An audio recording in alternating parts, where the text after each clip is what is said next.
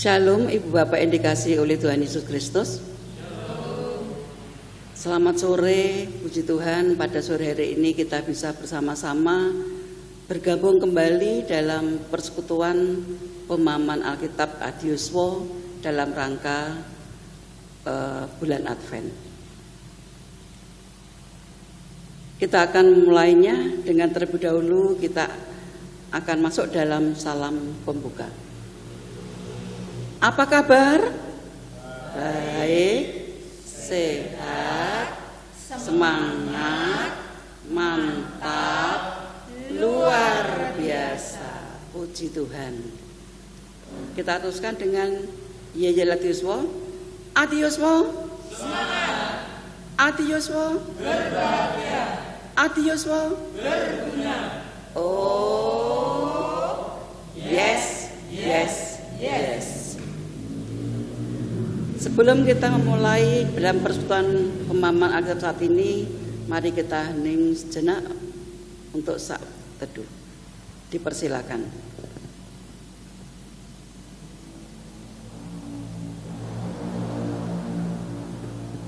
Saat teduh cukup. Bapak Ibu yang terkasih dalam Tuhan Yesus, mari kita awali dengan kita bersama-sama menaikkan pujian dari Kidung Jemaat 84 bait 1 dan 2.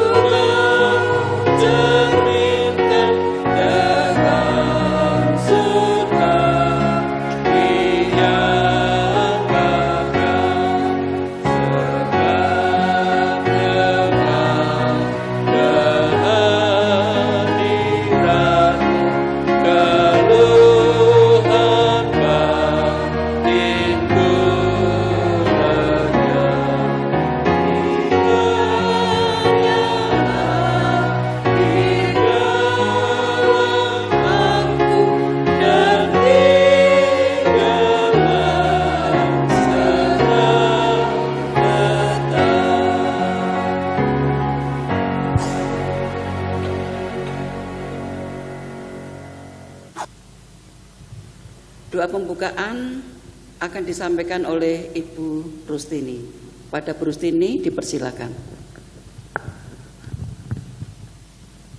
Mari Bapak Ibu Adiuswo, kita menyatukan hati, kita akan berdoa mohon tuntunan Tuhan di dalam kita akan belajar tentang pemahaman Alkitab. Mari kita berdoa.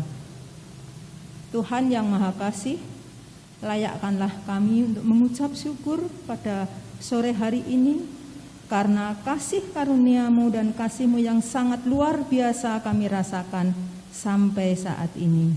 Dan karena anugerah-Mu pada sore hari ini kami semua para adiuswa telah diberi waktu untuk belajar akan pemahaman Alkitab yang akan dipimpin oleh Bapak Tohari.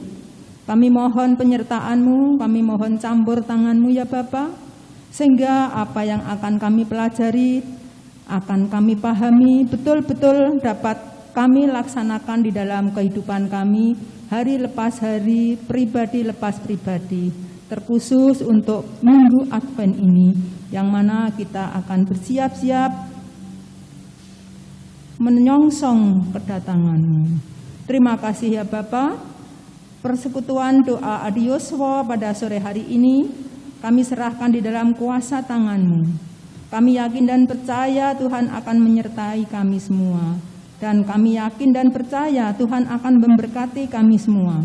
Walaupun mungkin pendengaran kita semua sudah berkurang, tapi hati dan pikiran kami tetap tertuju kepadamu. Terima kasih Bapak, terima kasih. Persekutuan doa pada sore hari ini dari awal, pertengahan hingga akhirnya nanti kami serahkan dalam kuasa tangan-Mu dan akan berjalan seturut dengan kehendak-Mu. Di dalam nama Tuhan kami Yesus Kristus, kami telah berdoa dan mohon pertolongan. Haleluya. Amin. Matur nuwun Bu Rustini. Selanjutnya marilah Bapak Ibu kita akan bersama-sama melaksanakan persekutuan pemahaman Alkitab yang akan dipimpin oleh Bapak Tohari. Kepada Bapak Tohari dipersilakan. Yang Kakung, yang Putri, Ibu dan Bapak Adioswa Gereja Kristen Jawa Mijen yang terkasih di dalam Tuhan Yesus Kristus. Pada sore hari ini kita akan bersama-sama untuk melaksanakan pemahaman Alkitab. Karena masih dalam suasana pandemi COVID-19 saat ini, maka persekutuan pemahaman Alkitab Adioswa diselenggarakan secara daring. Walaupun demikian, tidak mengurangi rasa hikmat kita, tidak mengurangi rasa kesungguhan hati kita untuk bersama-sama melaksanakan kegiatan ini dengan penuh ucapan syukur. Yang Kakung, yang Putri, Ibu dan Bapak yang dikasihi Tuhan, tema dari pemahaman Alkitab kita pada sore hari ini di dalam rangka masa Advent dan Natal tahun 2021 yang dimulai pembukaannya tanggal 28 November kemarin dan nanti akan berakhir sampai tanggal 12 Januari. Nah, semoga melalui kegiatan masa Advent dan Natal ini kita benar-benar bisa merasakan bagaimana campur tangan Tuhan, kehadiran Tuhan di dalam segenap kehidupan kita. Sebelum kita memasuki pemahaman Alkitab, perkenankan saya membacakan dasar pemikiran dari mengapa pemahaman Alkitab untuk Adioswa ini diselenggarakan pada sore hari ini. Kelahiran Kristus tidak serta-merta terjadi begitu saja, tetapi diawali dengan sebuah tanda yang dinubuatkan sebelum kedatangannya di dunia. Allah sudah memberi tanda kepada Raja Ahaz bahwa akan lahir seorang yang disebut Immanuel atau Allah beserta kita. Hidup kita juga tidak lepas dari tanda, baik yang bisa dilihat dengan mata atau hanya bisa ditebak dengan perasaan. Bahkan ada tanda yang hanya bisa dilihat dengan mata iman. Apa yang menandai kita sebagai orang percaya milik Allah? Ada banyak, seperti nama baptis, aksesoris salib yang kita kenakan dalam penampilan atau dipajang di rumah.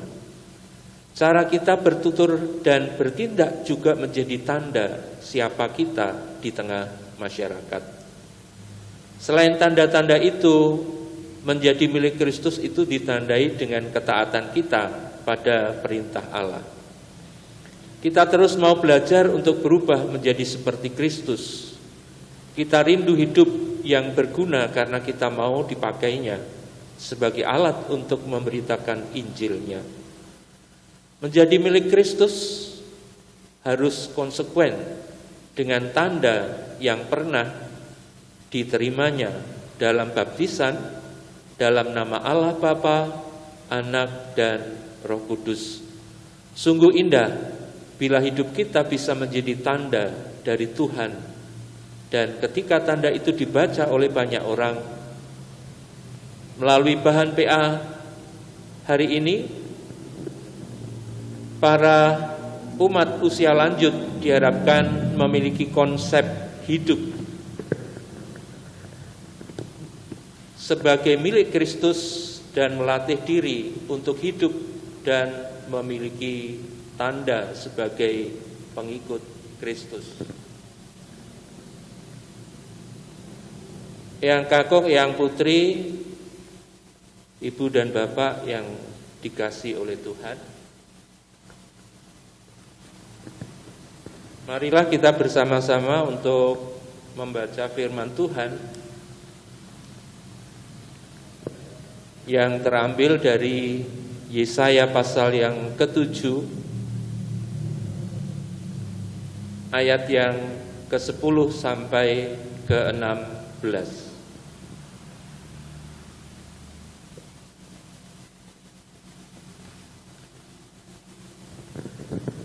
Yesaya pasal yang ke-7 ayat 10 sampai dengan ayat yang ke-16.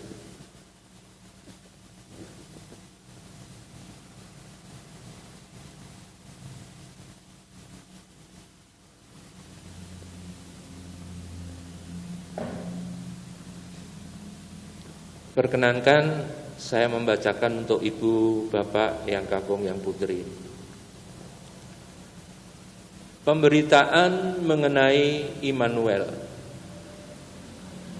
Tuhan melanjutkan firman-Nya kepada Ahaz, katanya, mintalah suatu pertanda dari Tuhan Allahmu, biarlah itu sesuatu dari dunia orang mati yang paling bawah, atau sesuatu dari tempat tertinggi yang di atas.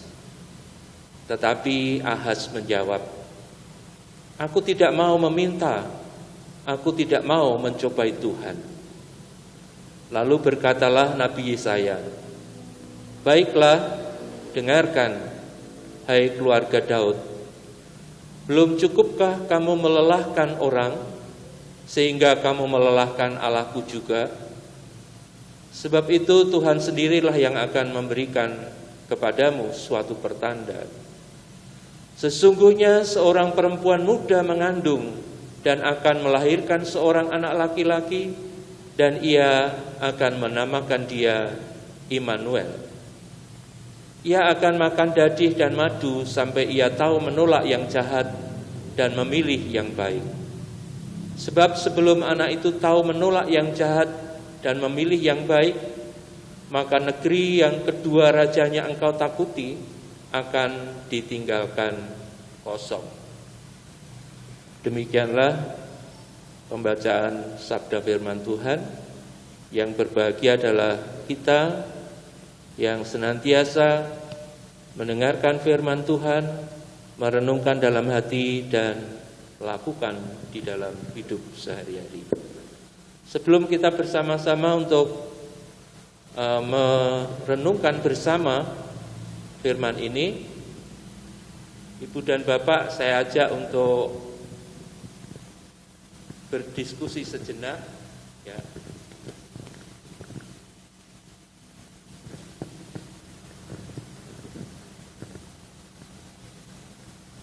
Kita akan mengawali PA ini. Saya ingin mengajak Ibu dan Bapak untuk mengingat tanda pengatur lalu lintas. Ibu dan Bapak tentu sering ya di jalan-jalan itu ada pengatur lalu lintas atau tanda pengatur lalu lintas yang sering orang mengenal bangju ya. Karena lampunya di situ abang hijau, walaupun ada kuning tapi orang hanya menyebut bangju saja. Nah, lampu bangjo ini dikenal dengan sebutan alat pemberi isyarat lalu lintas, atau disebut dengan rambu lalu lintas, yang biasa ibu dan bapak lihat. Ya. Setelah ibu dan bapak mengingat tanda-tanda isyarat lalu lintas tadi, kami mohon ibu dan bapak berkenan menyampaikan tanda apa yang ibu dan bapak lihat dan apa arti tanda itu. Monggo ibu dan bapak yang rawuh. Ya, pada sore hari ini kita bersyukur yang rawuh ada 6 orang ya di studio rekaman multimedia GKJ Mijen ini. Ya, ada Bapak Pendeta, terima kasih Pak Pendeta. Kemudian ada Ibu Majelis, Ibu Rustini, dan juga Ibu Wiwi, dan saya Tohari, Bu Ratina, dan Ibu Sri Ciptaningsih. Monggo Ibu dan Bapak untuk berkenan menjawab tanda lalu lintas apa saja yang pernah Ibu dan Bapak lihat dan apa arti tanda itu. Monggo. Menjawab. Ya, mari Bu Wiwi, silakan. Salah satu tanda lalu lintas adalah tanda yang dilarang belok ke kiri. Iya. Ya, bentuknya melengkok, terus ada tanda panahnya, dan artinya tanda itu dilarang belok ke kiri. Iya. Terus kaitannya dengan firman Allah, di sini kita dilarang keluar dari firman Allah. Artinya kita tidak boleh melanggar apa yang difirmankan Tuhan sesuai dengan 10 perintah Allah. Atau dengan kata lain, kita dalam kondisi apapun kita tetap berharap dan tertuju bersandar memohon pertolongan hanya pada Tuhan Yesus. Tidak boleh mengarah ke kiri atau mengarah ke kanan. Dengan artian kita tidak boleh serong hati, menduh hati dengan ilah lain. Iya. Begitu Pak Tohari jawaban singkat saya. Ya, terima kasih Bu Wiwi. Ya, tepat sekali. Jadi tanda yang dilihat Bu Wiwi yang diingat saat ini adalah tanda tidak boleh belok ke kiri. Jadi ada tanda lengkung ke kiri, kemudian ada panahnya, lalu dicoret dengan merah ya. Jadi itu artinya tidak boleh belok ke kiri. Ya. Walaupun sering kita lihat Ibu dan Bapak di jalan itu banyak pengendara sennya ke kiri tapi orangnya beloknya ke kanan ya. Jadi ini bertentangan.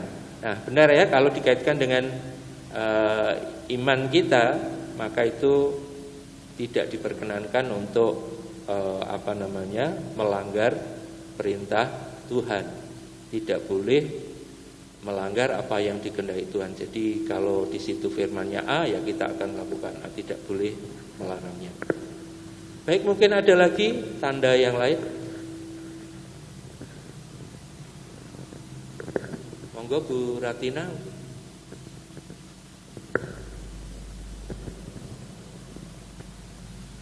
Ya, saya akan menerangkan tentang tanda lalu lintas yang sering saya lihat di jalan, yaitu adanya tanda seperti huruf Z yang berarti tanda itu mungkin untuk jalan yang naik dan turun. Ya. Berliku-liku. Berliku-liku. Ya. Monggo Bu terus. Terus dalam hal ini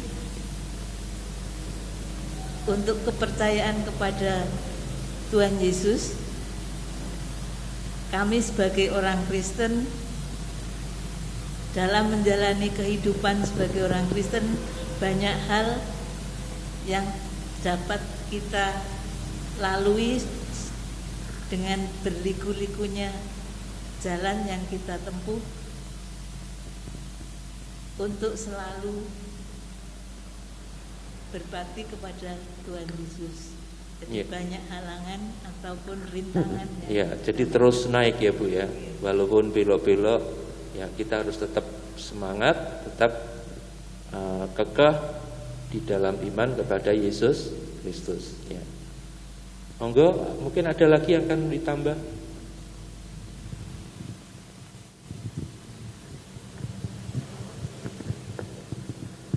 Terima Ibu Rustini, monggo. Terima kasih waktu yang diberikan kepada saya. Saya akan sedikit untuk menambah tentang tanda-tanda lalu lintas. Tanda-tanda lalu lintas mungkin sudah diberikan kepada setiap pengendara, dan apa yang menjadi larangannya seharusnya pengendara sudah mengetahui.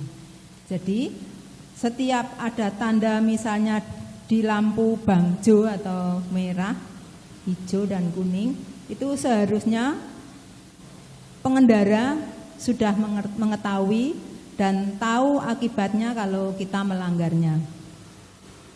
Ini yang sering saya lihat di dalam lampu bangjo tadi, sudah ada tanda lampu hijau, tapi ada yang menyerobot lampu tadi, sehingga akan terjadi peristiwa yang Lampunya hijau atau merah, Bu? Lampu merah, maaf, maaf. Terima kasih, Bu. Ya, lampu nyala merah, tapi ada yang menyerobot tetap berjalan, sehingga mengakibatkan fatal bagi si pengendara tadi. Nah, ini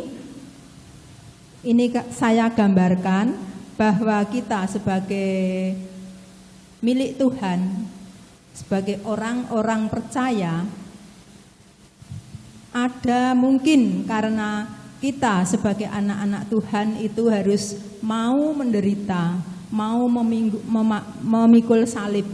Nah, tapi ada kalanya juga kita tidak mau menderita apa yang sudah menjadi kenyataan kita.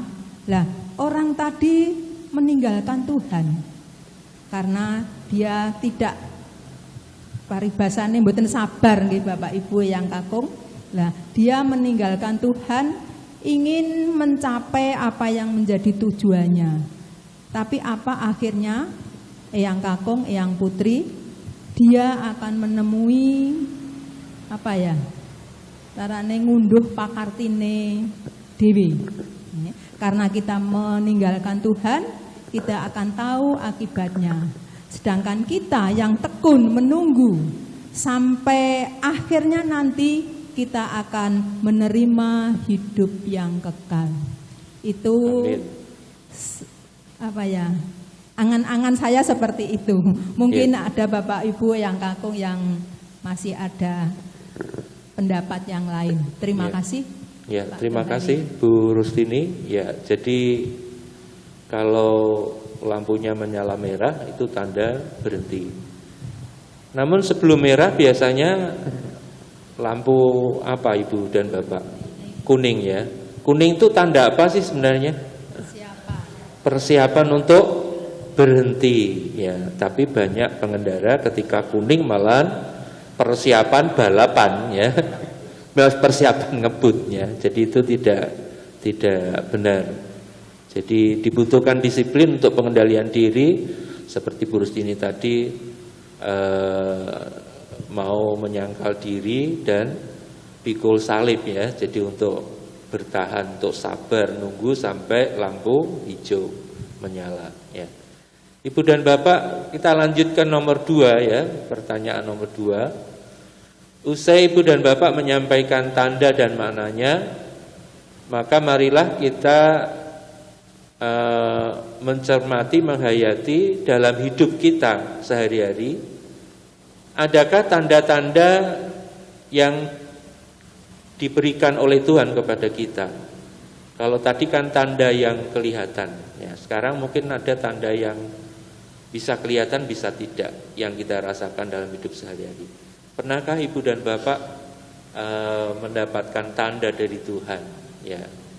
Karena mungkin Ibu dan Bapak pernah di dalam satu khotbah tertentu ya, bahwa saya mendapatkan suara dari Tuhan seperti ini, seperti itu ya. Nah, mungkin Ibu dan Bapak pernah mendapatkan tanda dari Tuhan yang terjadi sampai hari ini dalam kehidupan Ibu dan Bapak yang kakung yang putri? Monggo.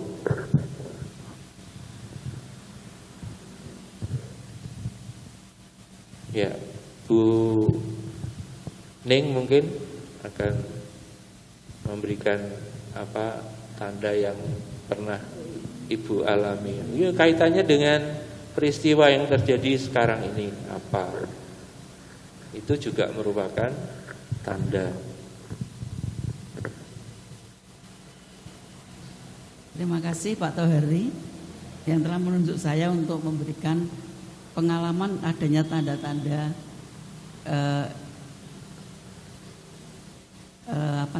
tanda-tanda yang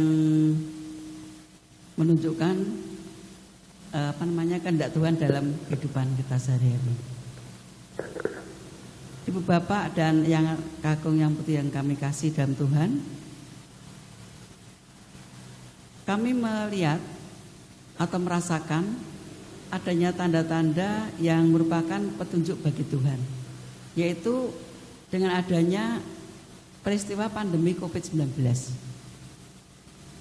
Nah, tanda yang kami lihat di sana bahwa dengan adanya COVID ini Tuhan menghendaki agar kita berkumpul dalam rumah tangga masing-masing. Yang dulunya mungkin kita tidak atau kurang perhatikan anak-anak kita karena mereka sekolah, mereka bekerja. Kemudian dengan ada COVID ini semua harus bekerja di rumah. Anak-anak harus belajar di rumah. Sehingga kebersamaan kita dalam satu keluarga ini bisa terwujud.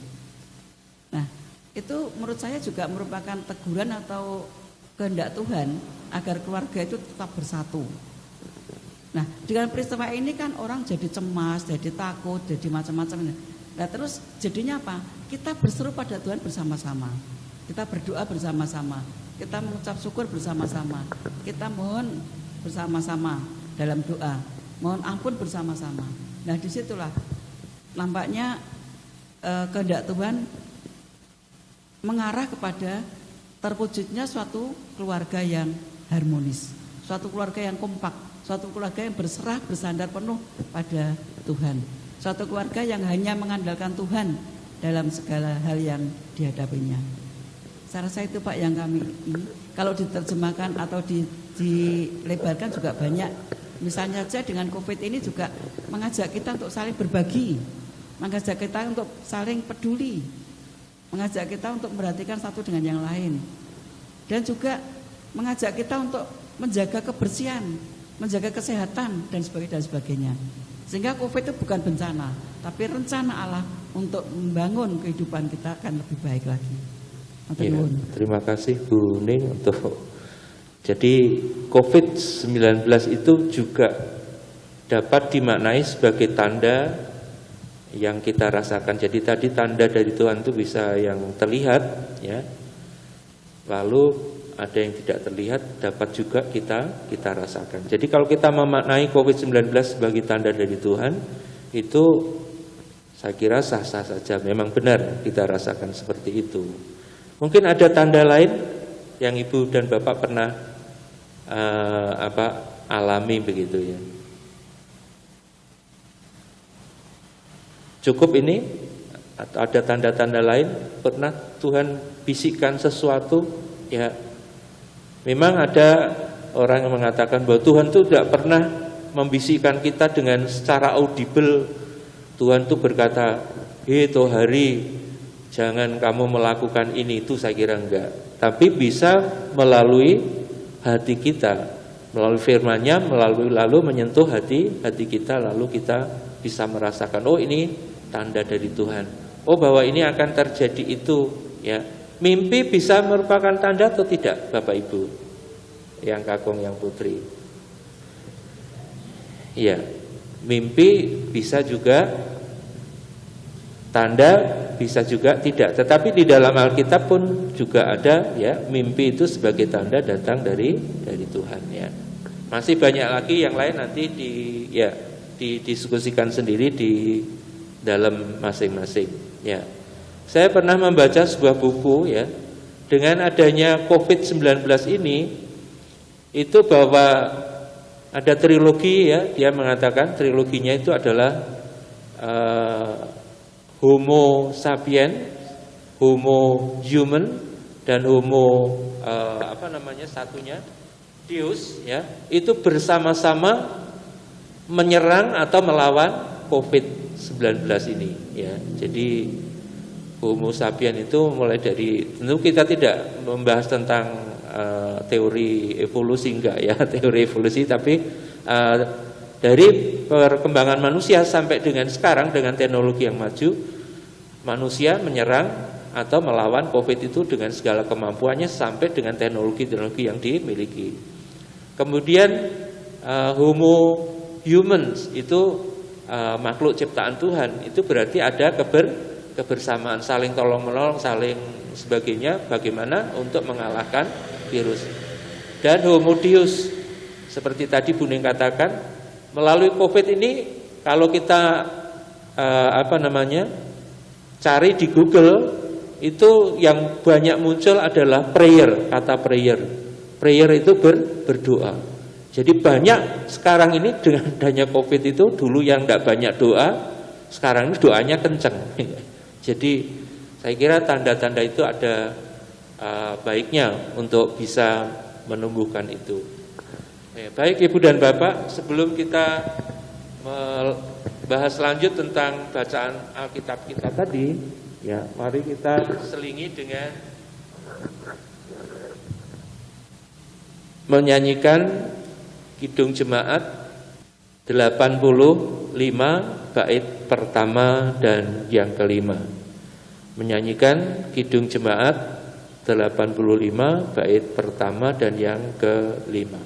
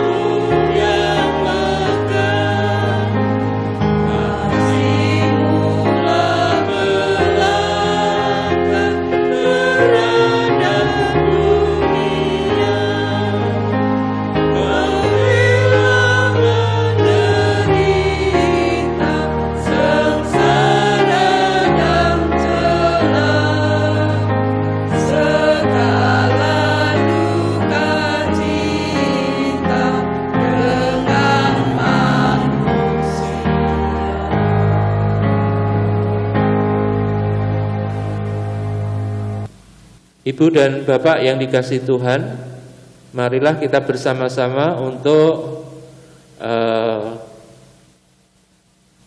membaca penjelasan teks. Kita akan baca bersautan ya Ibu dan Bapak ya.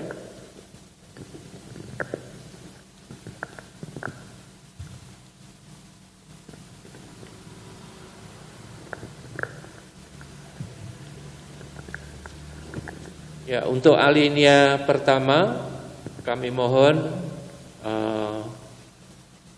Ibu Wiwi untuk membaca, lalu nanti dilanjutkan alinea kedua.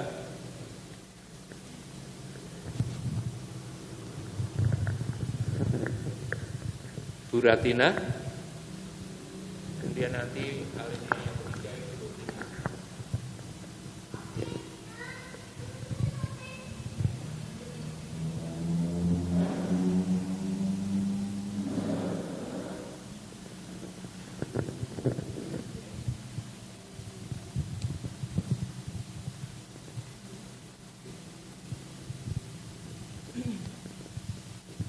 Bapak Ibu, Eyang Kakung yang dikasihi Tuhan Yesus, kita akan membacakan penjelasan teks dari Yesaya pasal 7 ayat 10 sampai dengan 16. Jadi dari sisi historis, Yesaya 7 ayat 10 sampai dengan 16 ini merupakan pesan Tuhan melalui Yesaya kepada Raja Ahaz, yaitu Raja Yehuda. Dalam pesannya, Raja Ahaz disuruh meminta suatu pertanda penyertaan dan pemeliharaan Tuhan atas hidup bangsa Yehuda. Di dalam ayat 11. Tetapi Ahaz menjawab, "Aku tidak mau meminta, aku tidak mau mencobai Tuhan." Jawaban Ahaz ini menunjukkan penolakannya terhadap tawaran penyertaan dan pertolongan Tuhan. Ahaz merasa tidak membutuhkan pertolongan dan penyertaan Tuhan. Ahaz mempunyai rencana sendiri untuk mengatasi ancaman Asyur dan Efraim dengan mencari perlindungan politis. Ahaz mengirim upeti kepada Raja Asyur dan berusaha menjalin persahabatan dengannya. Bisa dibaca di dalam 2 Raja 16 ayat 5 sampai dengan 18. Ya, terima kasih. Lanjut Bu Ratina. Saya lanjutkan untuk alinea kedua. Meski ditolak oleh Ahaz, Tuhan tetap memenuhi janjinya. Tuhan tetap memberi tanda akan lahirnya seorang anak dari dinasti Daud. Anak laki-laki itu akan dinamai Immanuel, ayat 14, yang berarti Allah beserta kita. Nama ini dimaksudkan untuk meyakinkan Ahaz bahwa Allah akan melindungi dia dan Yehuda. Itu pada pasal 8 ya, ayat 8 sampai dengan 10, dan pada Mazmur 46 ayat 5 sampai 12.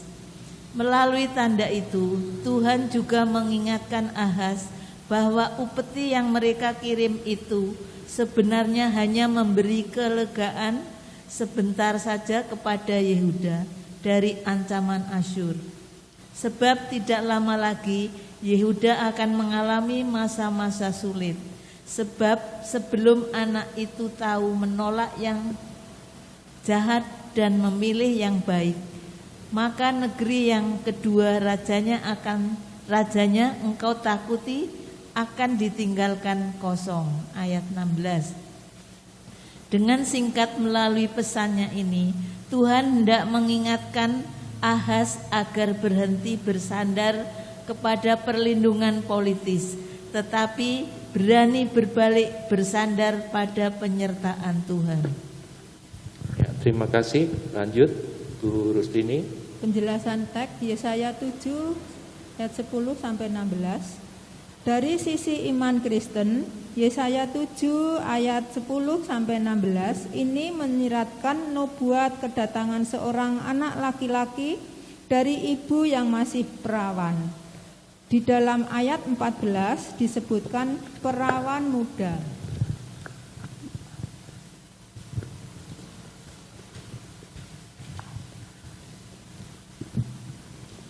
Dalam terjemahan Yunani yang dibuat sekitar tahun 200 sebelum Masehi dan digunakan oleh umat Kristen mula-mula, kata Parthenos memiliki arti ganda, perempuan muda atau perempuan yang masih perawan. Penterjemah mengartikannya dengan perempuan muda. Penginjil Matius yang mengutip dari Yesaya 7 ini mengartikan anak dara, yang berarti perempuan yang masih perawan. Sebab gambaran itu cocok untuk Maria, ibu Yesus. Matius 1 ayat 23. Ya, terima kasih ibu-ibu sudah berkenan untuk membaca penjelasan teks dari bacaan kita Yesaya pasal yang ke-7 ayat yang ke-10 sampai dengan 16. Apa ada yang akan menambah? Cukup atau perlu ditambah nih penjelasannya? Cukup ya, terima kasih. Baik, kalau sudah cukup kita akan bersama-sama untuk berdialog menjawab pertanyaan-pertanyaan berikut ya.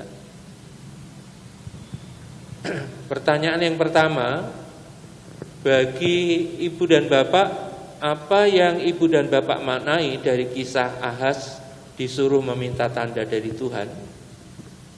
Ya.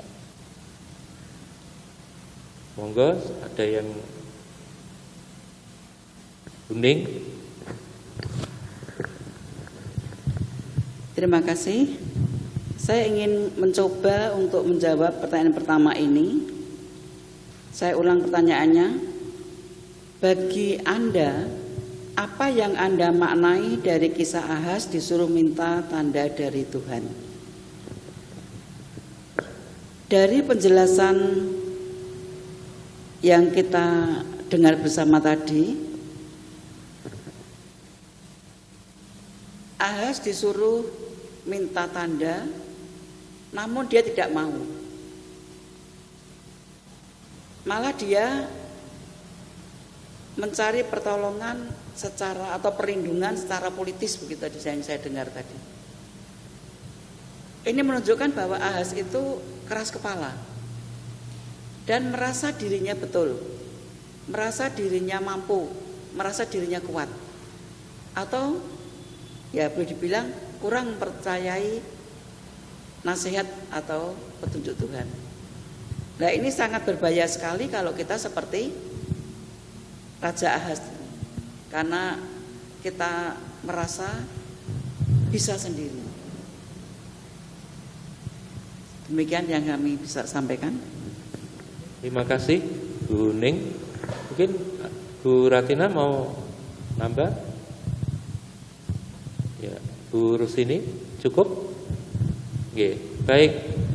Jadi tadi di dalam bacaan maupun dalam penjelasan teks ya, kita tahu bahwa Ahaz ini menolak untuk meminta tanda kepada Tuhan, tapi malah mencari bantuan kepada secara politis kepada kerajaan lain ya, kepada kerajaan Asyur ya. Ini menunjukkan bahwa Ahaz ini ya tadi Bunda katakan keras kepala, dia sombong ya, tidak mau patuh kepada Allah. Walaupun dia beralasan seolah-olah alasan itu baik, saya tidak mau mencobai Allah ya. Itu alasannya apik bener ya. Padahal sebenarnya Yesaya itu sudah mendapatkan petunjuk dari Tuhan bahwa meminta agar Ahaz itu meminta tanda kepada Tuhan, tapi tidak melakukan ya. Baik Ibu dan Bapak, kita teruskan pertanyaan yang berikut ya. Apa yang Anda maknai dengan Immanuel dalam situasi masa kini? Apa yang Ibu dan Bapak yang kakung maknai, yang kakung putri, dengan Immanuel atau Tuhan beserta kita atau Allah beserta kita dalam situasi masa kini?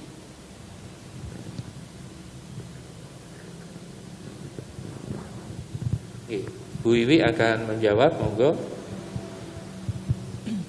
Ya, saya akan mencoba menjawab dari pertanyaan, apa yang Anda maknai dengan Immanuel dalam situasi masa kini? Menurut saya, memaknai Immanuel dalam situasi masa kini, terkhusus dalam kesaksian hidup saya, baik dalam susah maupun senang, bahkan saat saya dalam kondisi terpuruk, Immanuel saya rasakan dalam hidup saya. Artinya Immanuel beserta saya dan selalu hadir di dalam kehidupan saya. Bahkan boleh dikuatkan melalui firman Tuhan di ayat yang mengatakan bahwa Tuhan tidak akan membiarkan saya sampai jatuh tergeletak, Tuhan akan tetap menopang.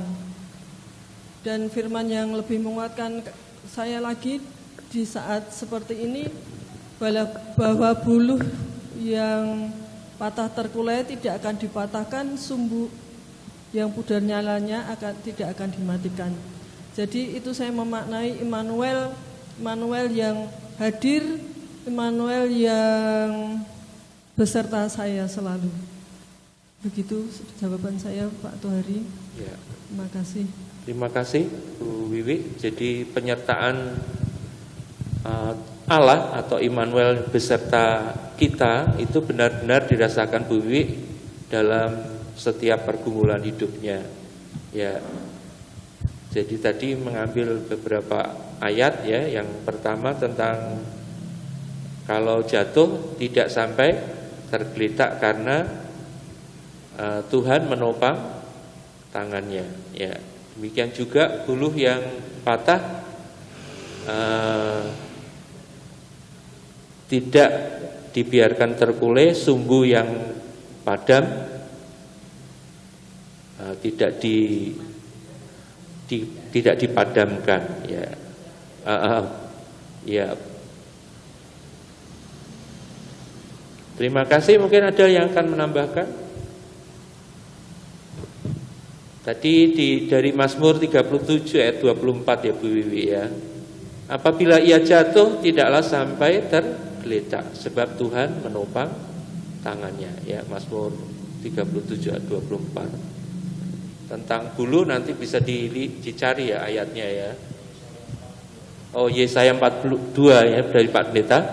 Yesaya 42 ayat yang ketiga ya. Ada lagunya yaitu ya, sangat mungkin Ibu dan Bapak mengenalnya ya. Ya, buluh yang patah terkulai tidak akan diputuskannya dan sumbu yang pudar nyalanya tidak akan dipadamkannya. Tetapi dengan setia ia akan menyatakan hukum. Jadi ini luar biasa ya. Jadi janji Allah kepada umatnya itulah tanda bahwa Allah itu beserta dengan kita.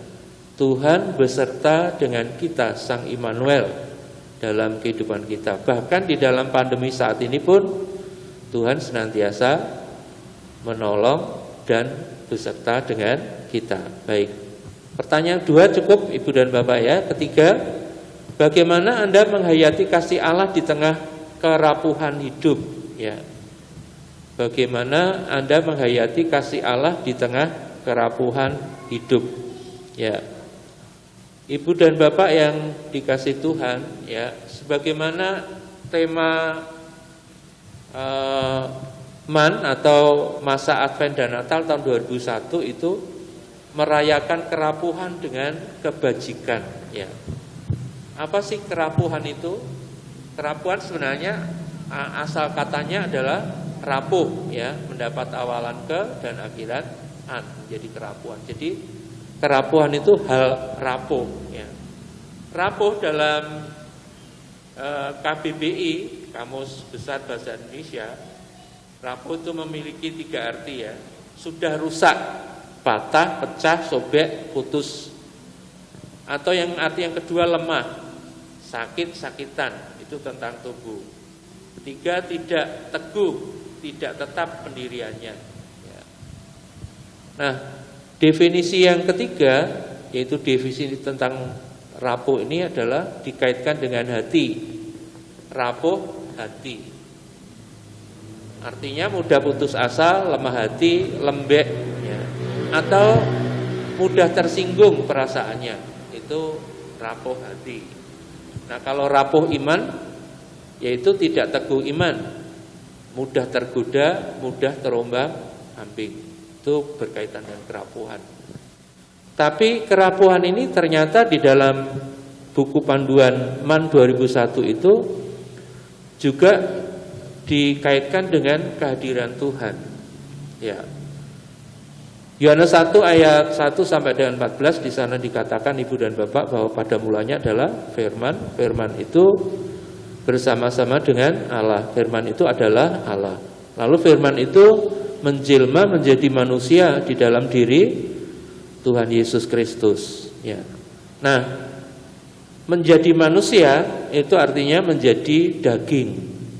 Nah, daging ini bukan kedagingan Ibu dan Bapak yang dosa, tidak, karena Yesus ini adalah suci adanya. Nah, daging ini itu memiliki sifat rapuh, ya tadi ada gampang sakit, gampang ya mengalami banyak hal, demikian juga hati, iman dan sebagainya. Tapi tentu Tuhan Yesus tidak seperti itu. Tapi dari sisi Allah menjadi daging di dalam diri Tuhan Yesus yang akhirnya menjadi Immanuel tadi, itu memiliki sifat daging yang bisa mati, bisa mengalami kerapuhan. Oleh sebab itu tema kita saya kira sangat cocok ya Bapak Ibu, merayakan kerapuhan dengan kebajikan. Artinya merayakan kedatangan Tuhan Yesus dengan kebajikan. Tapi kalau dikaitkan dengan hidup kita, kalau kita menyadari bahwa diri kita ini rapuh, ya kita memiliki penopang yaitu Immanuel tadi. Nah, itu yang kita rayakan. Kita merayakan Tuhan Yesus yang hadir dengan bentuk kebajikan. Mungkin Pak Pendeta mau menambahkan, soalnya saya tidak cukup. Ya Pak Tohari, memang betul bahwa merayakan kerapuhan dengan kebajikan seperti yang sudah disinggung Pak Tohari tadi, sudah banyak sekali, bahwa kita dalam kehidupan ini sebagai orang yang penuh dengan keterbatasan, penuh dengan keberdosaan, penuh dengan hal-hal kerapuhan yang kedagingan. Jadi inilah sebetulnya wujud itu, wujud kita sebagai manusia. Dan kita harus sadari itu, bahwa kita itu sebetulnya banyak keterbatasannya. Nah, seperti tadi yang sudah diungkapkan oleh Bu Ning, bahwa pandemi ini sebagai tanda untuk kita bisa menyadari sebenarnya bahwa kita ini orang yang banyak sekali keterbatasannya, banyak rapuhnya, banyak kecewa, banyak segala macamnya. Kenapa? Karena pandemi ini mengajarkan kepada kita banyak hal gitu ya, banyak hal, banyak ngerti, banyak refleksi seharusnya. Nah, kenapa Tuhan memberikan tanda itu? Karena seolah-olah semakin kesini manusia bukan semakin menyadari bahwa dirinya penuh keterbatasan, penuh kerapuhan, penuh keberdosaan, tetapi merasa homo deus, ya, yang dikatakan homo deus, manusia yang merasa segala-galanya, almighty kalau bahasa Inggris, gitu ya, almighty, ya. Jadi merasa bahwa dirinya metuhankan dirinya sendiri. Nah, inilah yang kemudian disinggung, ya, disinggung oleh Tuhan kepada kita, ya, bahwa kita seharusnya dalam Advent ini merayakan kerapuhan dengan kebajikan. Artinya apa? Ada tindakan reflektif, ya, tindakan reflektif yang kita bisa tunjukkan melalui pro-reflektif. Melalui kehidupan kita, melalui pribadi kita menyadari bahwa kita sebenarnya tidak bisa lepas dari keberdosaan, keterbatasan, sehingga kita harusnya sumende kalian Gusti. Nah, Bapak Ibu Saudara,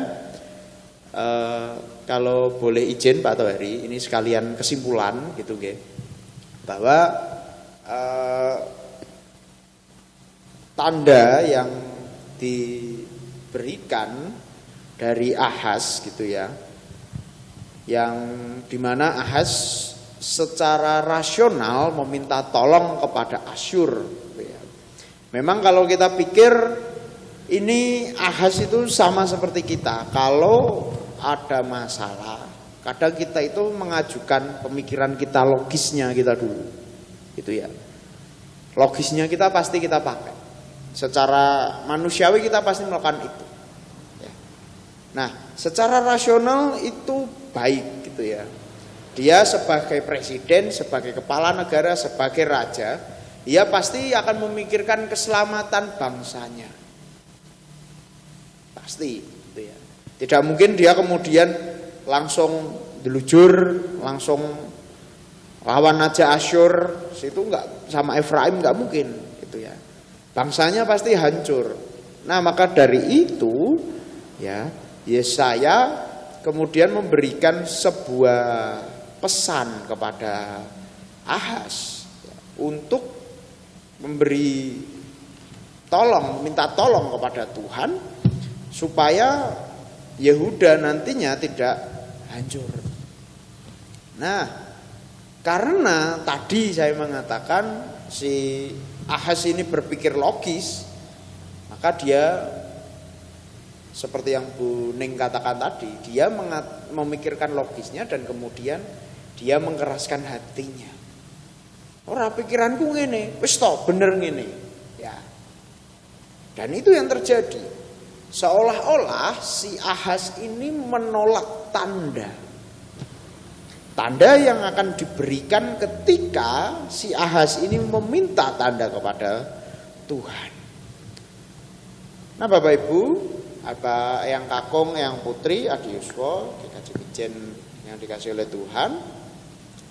Inilah yang sebenarnya juga kadang terjadi dalam kehidupan kita. Kita seringkali berpikir tentang logisnya kita sendiri. Kita berpikir bahwa simbol, tanda yang Tuhan sebetulnya sudah berikan kepada kita. Namun kita harus sadari bahwa kita kadang kurang peka dengan tanda-tanda yang diberikan Tuhan kepada kita. Nah, ini yang seharusnya semakin kita gali dalam kehidupan kita. Nah, mungkin dalam kehidupan kita selain kepekaan, kita harusnya semakin tahu, sadar diri untuk kita seharusnya mendengarkan, menaati Allah. Inilah pemikiran yang paling logis yang bisa kita tempuh ketika kita menghadapi persoalan. Nah, Bapak Ibu, ketika kita menghadapi persoalan-persoalan itu, maka seharusnya kita tadi harus sumende, bersandar pada Tuhan. Nah, ketika kita sumende, bersandar pada Tuhan, Tuhan pasti tidak akan membiarkan kita mengalami, merasakan penyertaannya. Pasti Tuhan akan menyertai. Nah, inilah yang seharusnya kita tahu, seharusnya kita merefleksikannya, menjadi pro-refleksi dalam kehidupan kita. Bapak Ibu, yang kakung, yang putri yang dikasih oleh Tuhan, memang kita tidak bisa terhindar dari namanya pencobaan, tantangan, pergumulan itu. Namun kembali lagi, maukah kita menerima tanda yang Tuhan sudah berikan kepada kita? Maukah kita semakin menggali relasi supaya kita semakin peka dengan tanda-tanda yang Tuhan berikan kepada kita? Kita tanggapi hal-hal yang terjadi dalam kehidupan ini menjadi tanda yang positif. Maukah kita seperti itu? Nah, kemudian maukah kita juga menyadari bahwa kehidupan kita sebenarnya penuh dengan kerapuhan dan keterbatasan, sehingga senantiasalah kita untuk bisa bersandar kepada Tuhan, sehingga kita bisa melewati berbagai pencobaan yang ada dalam kehidupan kita dengan penyertaan Tuhan dalam diri kita. Nah, demikian Pak Tohari yang bisa saya sampaikan. Ya, terima kasih Pak Pendeta. Jadi ini sudah disimpulkan ya secara lengkap bahwa bagaimana kita menghayati kasih Allah di tengah kerapuhan hidup. Tadi itu pasrah sumende kepada Allah ya. Kita merefleksi apa yang sudah Tuhan lakukan dalam hidup kita sehari-hari. Tadi sudah dijelaskan juga tentang Ahaz bagaimana ya Ibu dan Bapak, yang kakung yang putri. Kemudian ada pro refleksi ya Pak ya, pro refleksi. Jadi ada refleksi dan ada pro refleksi. Kalau refleksi itu menengok ke belakang, pengalaman belakang. Kalau pro refleksi itu ke depan ya. Jadi saya kira ada secara istilah baru dari Pak Pendeta untuk kita. Jadi kita tidak hanya berefleksikan saja, tapi juga pro refleksi ya ke depan, untuk melihat ke depan bagaimana penyertaan Tuhan tetap ada. Jadi ini saya kira sudah sampai pertanyaan yang keempat lima sudah masuk ya. Ya. Atau mungkin ada yang akan menambah? Ya, sebagai umat milik Kristus, apa tanda hidup sebagai milik Kristus di tengah masyarakat? Ya. Kita sudah memperoleh tanda dari Tuhan, yaitu kehadiran Allah di dalam Yesus Kristus yang tadi adalah Immanuel, Allah beserta kita. Dan penyertaannya sampai sekarang ini, bahkan kalau kita teguh di dalam iman, penyertaan akan sampai selama-lamanya. Ya, Tuhan tidak akan pernah meninggalkan kita. Demikian firman Tuhan. Ya.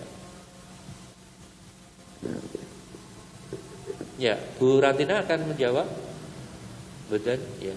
Bu Rustini, sudah cukup ya. Nah, jadi apa yang tanda-tanda hidup sebagai milik Kristus di tengah masyarakat, tentu kita menunjukkan bahwa kita ini adalah milik Kristus ya. Beberapa ayat yang saya baca tadi Ibu dan Bapak ya, Galatia 3 ayat 29 dan Galatia 5 ayat 24 ya. Saya bacakan untuk Ibu dan Bapak yang kakung yang putri. Dan jikalau kamu adalah milik Kristus, maka kamu juga adalah keturunan Abraham dan berhak menerima janji Allah ya. Jadi siapa saja yang ada di dalam Kristus ya, ia adalah milik Kristus, maka kita berhak menerima janji Allah ya, sebagaimana janji yang diberikan kepada Abraham. Jadi sekaligus kita keturunan Abraham ya, sangat luar biasa Ibu dan Bapak ya. Nah, kemudian yang berikutnya Galatia 5 ayat 24, barang siapa menjadi milik Kristus Yesus, ia telah menyalibkan daging dengan segala hawa nafsu dan keinginannya. Kalau kita baca ayat 22, itu tentang buah-buah roh ya. Buah roh ialah kasih, sukacita, damai sejahtera, kebaikan, kemurahan hati dan sebagainya ya. Itu adalah kesabaran, apalagi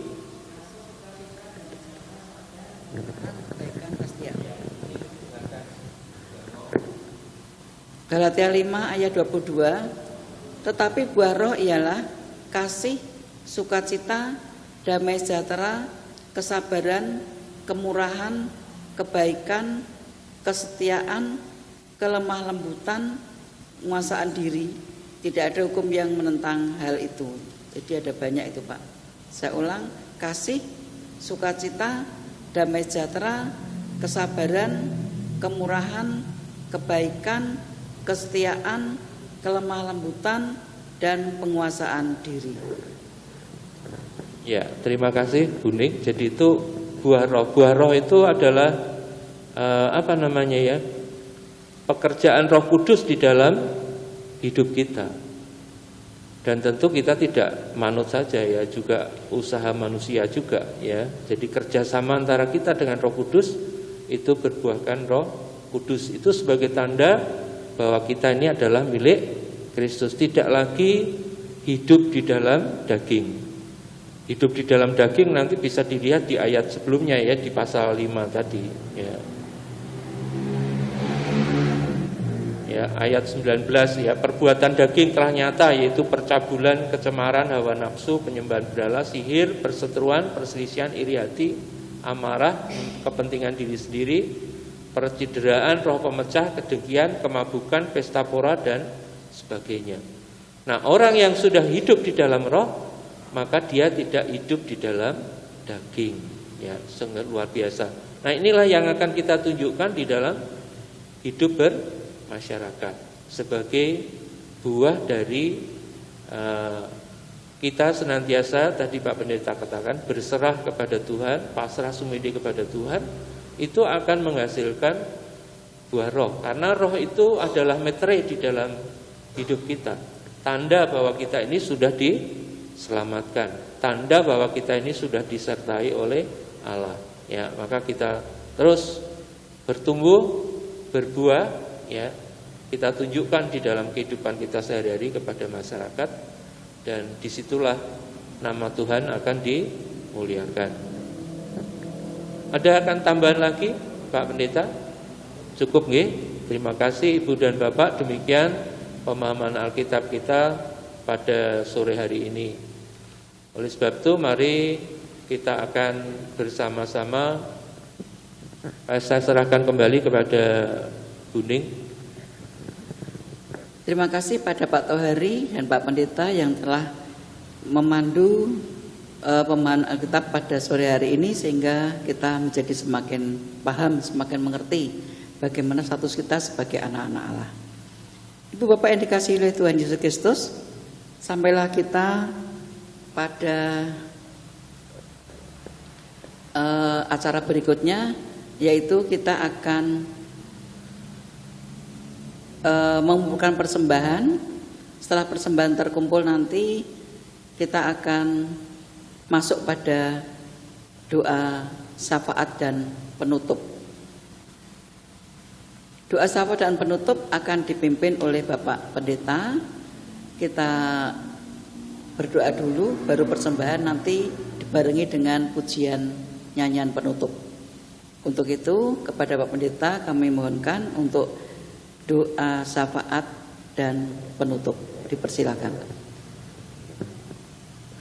Nggih, Bapak Ibu, Eyang Kakung, Eyang Putri yang dikasihi oleh Tuhan kita Yesus Kristus, kembali pada saat ini kita mempersiapkan hati dan diri kita untuk berdoa. Mari kita menaikkan doa-doa syafaat kita.